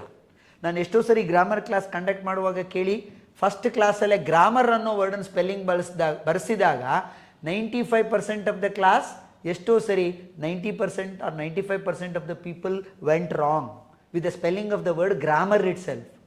ಕ್ಯಾಲೆಂಡರ್ ತಪ್ಪು ಬರೀತಾರೆ ಸ್ಪೆಲ್ಲಿಂಗನ್ನು. ಟುಮಾರೋ ಅನ್ನುವ ವರ್ಡಿನ ಸ್ಪೆಲ್ಲಿಂಗನ್ನು ತಪ್ಪು ಬರೆದಿರುವಂಥದ್ದಿದೆ. ಹಾಗಾಗಿ ಇವುಗಳನ್ನು ನೀವು ಓದ್ಕೊಂಡೇ ಹೋಗಬೇಕು. ಸ್ಪೆಲ್ಲಿಂಗ್ ನನಗೆ ಗೊತ್ತಾಗ್ಬಿಡುತ್ತೆ, ಆಗೋದಿಲ್ಲ. ಸರ್ವೇಲೆನ್ಸ್ ಅನ್ನುವ ಪದ ಸ್ಪೆಲ್ಲಿಂಗಿಗೆ ಎಷ್ಟೋ ಸರಿ ಬಂದಿದೆ. ಅದು ಬಂದು ನೀವು ಪರೀಕ್ಷೆಯಲ್ಲಿ ಅದೇ ಬಂದಾಗ ತಪ್ಪು ಬರೀತೀರಾ ಅಂದರೆ there is no meaning to it. ಹಾಗಾಗಿ ಸ್ಪೆಲ್ಲಿಂಗ್ ರಿಲೇಟೆಡ್ ವರ್ಡ್ಸನ್ನು I have listed. You need to prepare on that. So correct spelling ಏನು? ಡಬಲ್ ಎಲ್ ಬರಬೇಕು. ಕಾನ್ಸ್ಟಿಲೇಷನ್. ಇದು ಏನೋ ಕ್ರಿಸಾಂಥಮಮ್ ಅಂದರೆ ಒಂದು ಫ್ಲವರ್ನ ಹೆಸರದು. ಚೆಸ್ಟೈಸ್ಮೆಂಟ್ ಅಂತ ಕರಿತೀವಿ, which means criticise or reprimand publicly or punish someone publicly ಅಂತ. ಕಾನ್ಫ್ಲಗ್ರೇಷನ್ ಅಂದರೆ ಬ್ಲೇಸ್, ಬೆಂಕಿ, ಬೆಳಕು, ಫೈರ್ ಅಂತ ಕರಿತೀವಿ. So constellation is the answer. ಅದೊಂದೇ ತಪ್ಪಾಗಿರುವ ಸ್ಪೆಲ್ಲಿಂಗಲ್ಲಿ. ಮಿಸ್ಪೆಲ್ಟ್ ಅಂತ ಕೇಳಿದಾನೋ ಕರೆಕ್ಟ್ಲಿ ಸ್ಪೆಲ್ಟ್ ಅಂತ ಕೇಳಿದಾನೋ ಅನ್ನೋದನ್ನು ನೀಟಾಗಿ ನೋಡ್ಕೋಬೇಕು ನೀವು. ಒನ್ ವರ್ಡ್ ಸಬ್ಸ್ಟಿಟ್ಯೂಷನ್ ಮತ್ತೊಂದು ಕೇಳಿದಾನೆ ನೋಡಿ. The period between 2 reigns. Reign ಅಂದ್ರೇನು? ರಾಜಮನೆತನಗಳು.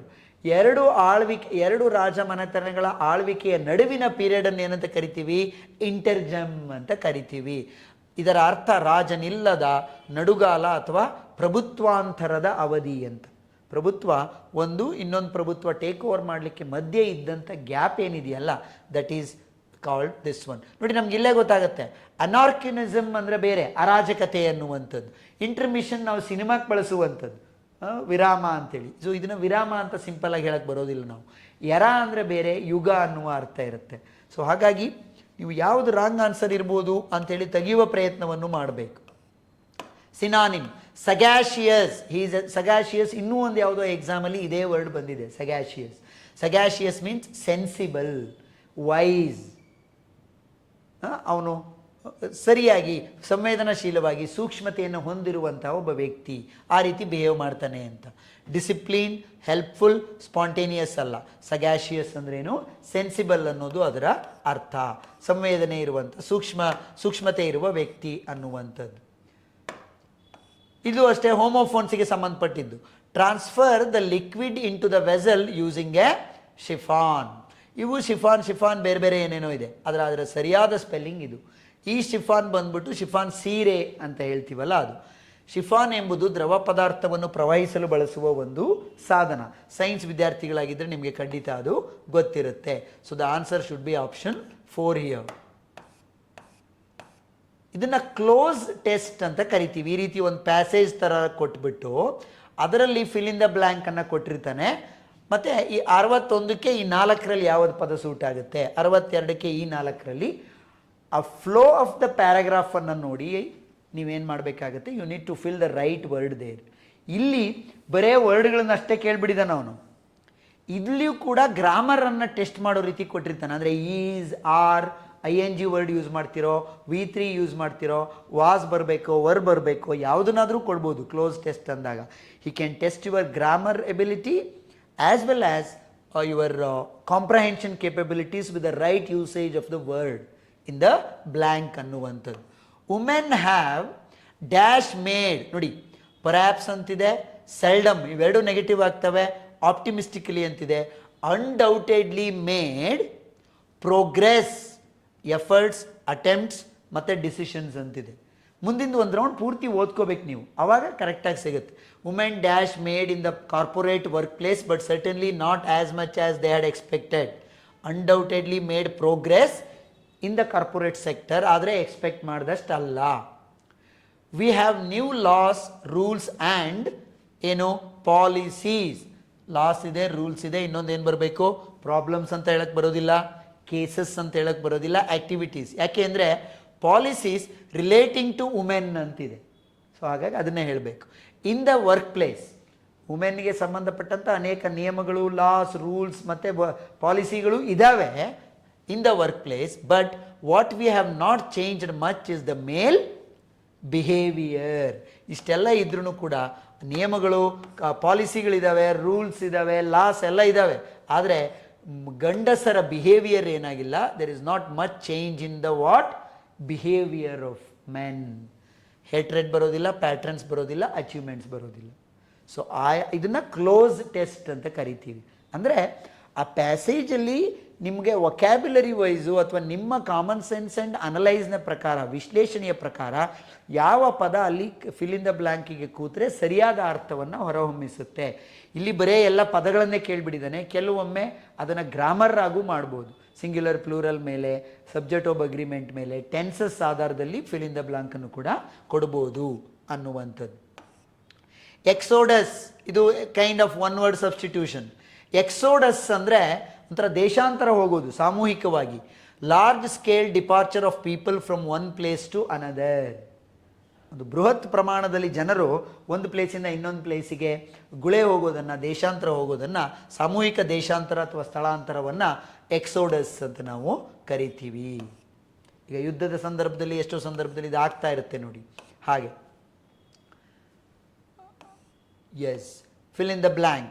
The president paused for a moment and then dash.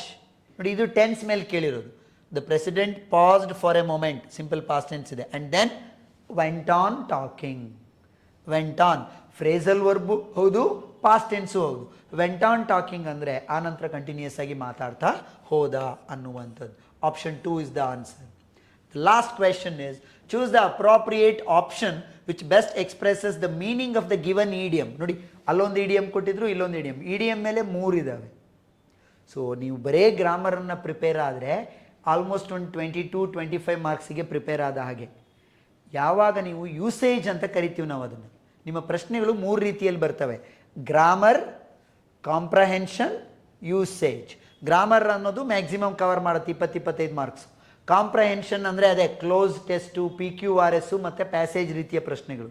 Usage ಅಂದರೆ antonyms, synonyms, one word substitution, idioms, phrasal verbs. ಇದು ಯೂಸೇಜ್ ಅಂಡರಲ್ಲಿ ಬರುತ್ತೆ. 3 ರೀತಿಯಲ್ಲಿ ಪ್ರಿಪೇರ್ ಆಗಬೇಕು. ಗ್ರಾಮರನ್ನು ನಿಯಮಗಳನ್ನು ನೋಡಿ ಪ್ರಿಪೇರ್ ಆದ ಹಾಗೆ ಇವುಗಳನ್ನು ಹಳೆಯ ಪತ್ರಿಕೆಗಳು ಮತ್ತು ಇವುಗಳು ಕೂಡ ಇಡಿಯಮ್ಸು ಲಿಸ್ಟ್ ಮಾಡಿರೋದ್ರಿಂದ ಅವುಗಳನ್ನು ನೀವು ನೋಡ್ಕೊಳ್ಬೇಕಾಗತ್ತೆ. ಇಂಗ್ಲೀಷಲ್ಲಿ 10 ಲಕ್ಷಕ್ಕಿಂತ ಹೆಚ್ಚು ಪದಗಳಿದ್ದಾವೆ. ಆ್ಯಂಟಾನಿಮ್, ಸಿನಾನಿಮ್ಸನ್ನು ಬರೆದು ಕೂತ್ಕೊಂಡು ಪ್ರಾಕ್ಟೀಸ್ ಮಾಡಲಿಕ್ಕೆ ಆಗೋದಿಲ್ಲ. ಒಬ್ಬ ಗ್ರ್ಯಾಜುಯೇಟ್ ಸ್ಟೂಡೆಂಟ್ಗೆ ಯಾವ ಲೆವೆಲ್ಗೆ ಇಂಗ್ಲೀಷ್ ಗೊತ್ತಿರಬೇಕು ಅದಕ್ಕೆ ಸಂಬಂಧಪಟ್ಟ ಪದಗಳನ್ನು ಕೇಳ್ತಾನೆ. ಕೆಲವೊಮ್ಮೆ ನಮಗದು ಗೊತ್ತಿಲ್ಲದೆ ಇರುವ ಸಾಧ್ಯತೆ ಕೂಡ ಇರುತ್ತೆ. ಆದರೆ ಏನು ಮಾಡೋಕ್ಕಾಗೋದಿಲ್ಲ. ಹಾಗಂತ ಸಿನಾನಿಮ್ಸ್, ಆ್ಯಂಟಾನಿಮ್ಸು ಕೂತ್ಕೊಂಡು ಓದ್ತಾ ಕೂರಬೇಡಿ ಸಾವಿರಾರು ಪದಗಳನ್ನು. There is no meaning to that. English ವಾತಾವರಣದಲ್ಲಿ ಬೆರೀರಿ, ಇಂಗ್ಲೀಷನ್ನು ಕೇಳಿಸ್ಕೊಳ್ಳಿ, ನೋಡಿ, ನ್ಯೂಸ್ ನೋಡಿ, ಓದಿ. Listening, writing, speaking.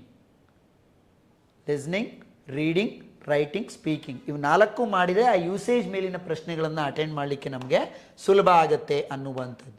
ಸೊ ಹಾಗಾಗಿ ಇವಿಷ್ಟು VAO 2024ನ ಉತ್ತರಗಳಾಗಿದ್ದು ಅನ್ನುವಂಥದ್ದು. ಒಟ್ಟಿನಲ್ಲಿ ಏನು ಅಂದರೆ, ನೀವು ಆ ಪೇಪರ್ ಇದೆ ಅಂದ ತಕ್ಷಣ ಬರೀ ಆ ಪೇಪರನ್ನು ಓದ್ಕೊಂಡು ಹೋಗೋದು ಅದು ವರ್ಕೌಟ್ ಆಗೋದಿಲ್ಲ.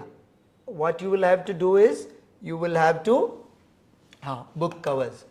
You will have to prepare both for grammar and usage. First ನೀವು ಆ ನಿಯಮಗಳನ್ನು, ಗ್ರಾಮರ್ನ ರೂಲ್ಸ್ಗಳನ್ನು ತಿಳ್ಕೊಳ್ಳೇಬೇಕು. ಇಲ್ಲಿರುವ ಪ್ರತಿಯೊಂದು ಪ್ರಶ್ನೆಯೂ ನೋಡಿ, ಆರ್ಟಿಕಲ್ಸ್ ಇದರಲ್ಲಿ ನೋಡಿ, ಯಾಕೋ ಆರ್ಟಿಕಲ್ಸ್ ಮೇಲೆ ಪ್ರಶ್ನೆನೇ ಕೇಳಿಲ್ಲ. ಹಾಗಂತ ನೀವು ಬೇರೆ ಯಾವುದೇ ಪತ್ರಿಕೆ ತೆಗೆದು ನೋಡಿದರೂ 2 ಪ್ರಶ್ನೆಗಳ ಆರ್ಟಿಕಲ್ ಮೇಲಿದ್ದಾವೆ.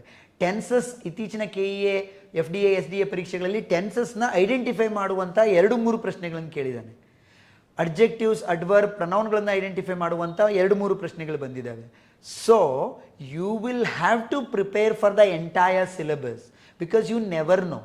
ದೇರ್ ಆರ್ ಟೋಟಲ್ ಕಂಟೆಂಟಲ್ಲಿ 20-25 ಏನು ಕಂಟೆಂಟ್ ಇದ್ದಾವೆ ಸಿಲೆಬಸ್ಸು, ಅವಷ್ಟರ ಮೇಲೂ ನೀವು ಪ್ರಿಪೇರ್ ಆಗಲೇಬೇಕು. ಪ್ರಶ್ನೆಗಳು ಆಯಾ ಪತ್ರಿಕೆಯಲ್ಲಿ ಪ್ಯಾಸಿವ್ ವಾಯ್ಸ್ ಕೇಳದೇ ಇರ್ಬೋದು, ಇನ್ನೇನೋ ಒಂದು ಮಾಡ್ಬೋದು. ದಟ್ ಯು ನೆವರ್ ನೋ, ಯಾವತ್ತು ಬರುತ್ತೆ ಯಾವತ್ತು ಬರಲ್ಲ ಅನ್ನೋದು ನಿಮಗೆ ಗೊತ್ತಿರಬೇಕಾಗತ್ತೆ. This is my general English ಬುಕ್ಕಿನ ನಾನು ಹೇಳಿದಂತೆ 2026ನೇ ಇಸ್ವಿಯ ನ್ಯೂ ವರ್ಷನ್ ಇದು. ಇದರಲ್ಲಿ ನಿಮಗೆ ಇಡಿಯಮ್ಸ್, ಒನ್ ವರ್ಡ್ ಸಬ್ಸ್ಟಿಟ್ಯೂಷನ್ಸ್ ಮತ್ತು ಲೇಟೆಸ್ಟ್ KEA ಪೇಪರ್ಸು ಸೇರಿ ಎಲ್ಲವೂ ಕೂಡ ಇದ್ದಾವೆ.